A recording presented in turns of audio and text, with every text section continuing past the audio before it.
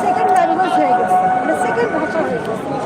জি, একটা বিষয় সেটা হচ্ছে ইনসাফ, আজাদি, এগুলো কি মনে করেন সাম্প্রতিক সময়ে এগুলো অবশ্যই, এবং আমি মনে করি এটা যুদ্ধ অপরাধী যারা মুক্তিযুদ্ধের বিপক্ষে, যারা মুক্তিযুদ্ধকে মানে নাই, দেশকে স্বীকার করে না, তারা ইনসাফ, মুসলিম, ইনকিলাব জিন্দাবাদ এই ধরনের ভাষা বলে আমাদের এই যে আমাদের উত্তর ছেলে মেয়েদেরকে, আমাদের সন্তানদেরকে তারা একটা পাকিস্তানি একটা তাদের ভেতরে ঢুকিয়ে দিচ্ছে। আমি মনে করি এই নির্বাচনে, এই যে আজকে নির্বাচনে আমাদের একটা বিশাল জয় মুক্তিযুদ্ধের পক্ষে।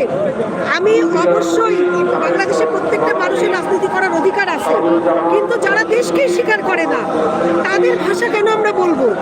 আজকে উর্দু ভাষার জন্য তো আমাদের শহীদরা প্রাণ দিয়েছে, তাই না? উর্দু আমরা মাতৃভাষা মানি না, বাংলা চাই। তাহলে তাদেরকে সংশোধন করতে হবে, তাদেরকে নিজেদের